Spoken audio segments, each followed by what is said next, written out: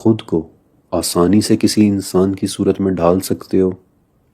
اس نے کہا کہ نہیں، یہ صلاحیت تمام جنات کے پاس نہیں۔ کچھ جنات خود کو بالکل بھی ظاہر نہیں کر سکتے، مگر کچھ جنات مثلاً عفریت کے پاس خود کو ظاہر کرنے کی زبردست صلاحیت ہوتی ہے، مگر جب وہ ظاہر ہوتا ہے تو اس وقت اسے بہت آسانی کے ساتھ مارا جا سکتا ہے۔ اس وقت وہ اپنی کمزور ترین حالت میں ہوتا ہے۔ میں نے اس سے پوچھا کہ تم کس طرح اپنی شکل بدلتے ہو؟ اس نے کہا کہ جب ایک جن ظاہر ہونا چاہے تو اسے ٹرانسفارمیشن کے انتہائی تکلیف دہ عمل سے گزرنا پڑتا ہے، اور جب وہ دوبارہ غائب ہونا چاہے تو اسی ٹرانسفارمیشن کے عمل سے دوبارہ گزرنا پڑتا ہے۔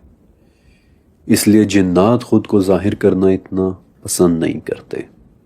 ہمارے ہاں قوانین انسانی قوانین کی نسبت کہیں زیادہ سخت ہیں۔ ہمارے ہاں سزائیں بھی تمہاری نسبت کہیں زیادہ سخت ہیں۔ میں نے اس سے پوچھا کہ تم دیکھنے میں کیسے ہو؟ اس نے جواب دیا، اور یہ جواب بائی دا وے سننے سے تعلق رکھتا ہے، کہ ہم میں سے مردوں کی گردنیں اکثر چھوٹی ہوتی ہیں، تمہاری آنکھوں کی پتلیاں گول ہیں، جبکہ ہماری آنکھوں کی پتلیاں سیدھی کھڑی ہوتی ہیں۔ ہمارے مردوں میں سے زیادہ تر کے سر پر بال نہیں ہوتے، لیکن ہماری عورتوں کے بال اس قدر لمبے ہوتے ہیں کہ وہ اکثر ان کے پیچھے زمین پر گھسٹتے چلے آ رہے ہوتے ہیں۔ جنات کی جلد مختلف رنگوں کی ہوتی ہے۔ ہمارے درمیان کچھ سرخ رنگ کے بھی ہوتے ہیں اور کچھ سیاہ رنگ کے بھی۔ ہم میں بھورے رنگ کے بھی ہوتے ہیں اور ایسے رنگ کے بھی کہ جنہیں انسان نہیں دیکھ سکتا۔ ہم میں سے کچھ کے جسم پر پر بھی ہوتے ہیں کہ جن سے وہ اڑ سکتے ہیں، اور کچھ جنات سانپوں اور کتوں کی شکل میں بھی ہوتے ہیں، بالخصوص وہ کتے کہ جن کی آنکھ پر سفید نشان ہو۔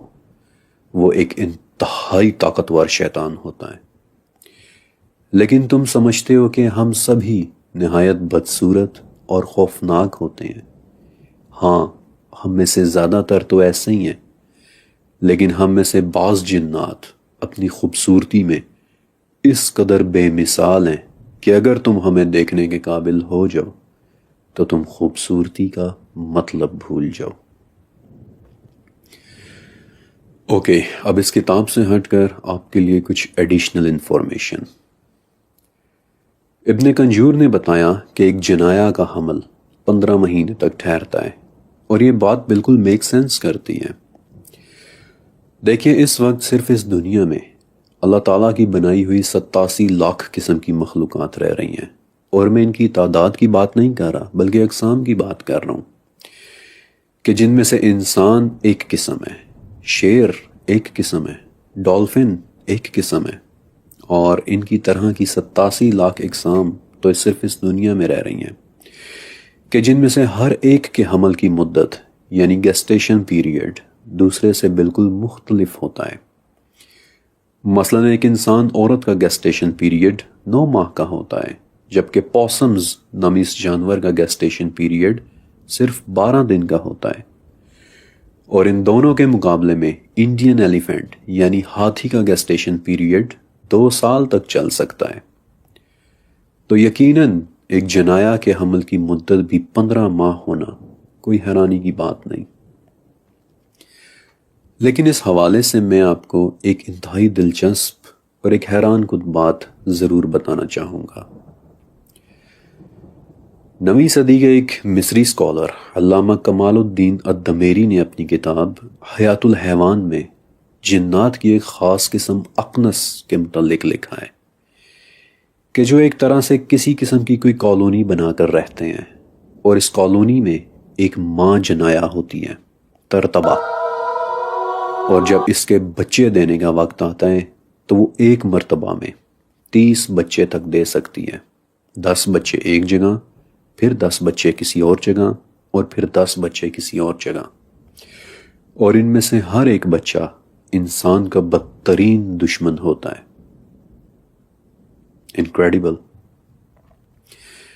اب یہ بات سننے میں آپ کو تھوڑی سی عجیب لگی ہوگی، لیکن میرے خیال سے یہ بات بالکل بھی عجیب نہیں ہے۔ اگر آپ شہد کی مکھیوں کے متعلق جانتے ہوں، کیونکہ شہد کی مکھیاں بھی بالکل اسی طرح سے رہتی ہیں، کالونیز بنا کر، چھتے بنا کر، ہائیوز بنا کر۔ اگر کبھی آپ نے شہد کی مکھیوں کی کسی کالونی کو سمجھا ہو تو آپ دیکھیں گے کہ شہد کی مکھیوں کی ایک ہائرارکی ہوتی ہے۔ اس ہائرارکی میں ورکر بیز ہوتی ہیں کہ جو کالونی کا تقریباً تمام کام کرتی ہیں۔ کالونی یعنی شہد کا چھتا بنانے سے لے کر شہد پیدا کرنے تک کا تمام کام مکھیوں کی ایک خاص کلاس کرتی ہے کہ جسے ورکر بیز کہتے ہیں۔ پھر ڈرونز ہوتے ہیں، اور پھر آتی ہے کالونی کی اکلوتی ملکہ مکھی کہ جسے کوئین بی کہتے ہیں، پوری کالونی کی واحد ماں جس کا صرف اور صرف ایک ہی کام ہوتا ہے، ڈرونز کے ساتھ میٹ کر کے مزید مکھیاں پیدا کرنا۔ اپنے سر پر تاج جیسا نیلا نشان لیے ہوئے کالونی کی واحد فلی ڈیولپڈ فیمیل کہ جس کا صرف اور صرف ایک ہی کام ہے، بچے پیدا کرنا۔ اب ذرا یہی رول جنات کے اس خاص گروپ اکنس کے اوپر اپلائی کر کے دیکھیں، اور صرف 2 منٹ کے لیے امیجن کریں کہ جنات کی یہ خاص کلاس کہ جو کسی کالونی کی طرح رہتے ہوں گے، جتھا بنا کر، چھتا بنا کر، اور جس میں صرف ایک مدر جنایا ہوگی، سب سے بڑی، شاید وہ بھی اپنے سر پر کسی طرح کا کوئی نشان لیے ہوئے، اور جس کا صرف ایک ہی کام ہوگا جنات کے بچے پیدا کرنا، اور جن میں سے ہر بچہ انسان کا بدترین دشمن ہوتا ہے۔ اس قسم کی کسی کالونی کا صرف ایک تصور ہی دل دہلا دینے کے لیے کافی ہوگا۔ اس کے بعد ابن کنجور نے بچیوں کے کھیلنے کی گڑیا کا ذکر کیا تھا کہ جب بچے اس کے ساتھ کھیلتے ہیں تو کسی نامعلوم ریزن کی وجہ سے، کسی ان نون ریزن کی وجہ سے اس گڑیا کے اندر موجود کشش جنات کے لیے ختم ہو جاتی ہے۔ اب ابن کنجور نے اس بات کی وجہ نہیں بتائی تھی، لیکن میری انڈرسٹینڈنگ یہ ہے کہ کھلونوں میں اللہ تعالیٰ نے بچوں کی خوشی کا سامان رکھا ہے۔ وہ کبھی ان سے کھیلتے ہیں، کبھی انہیں توڑ دیتے ہیں، کبھی انہیں پھینک دیتے ہیں۔ میرا اندازہ یہ ہے کہ شاید اللہ تعالیٰ نے بچوں کی خوشی کی خاطر جنات کی اس کشش کو گڑیاؤں میں سے ختم کر دیا ہے تاکہ وہ بچوں کو تنگ نہ کر سکیں، لیکن یہ صرف میری ایک انڈرسٹینڈنگ ہے، اور حقیقت صرف میرا رب جانتا ہے۔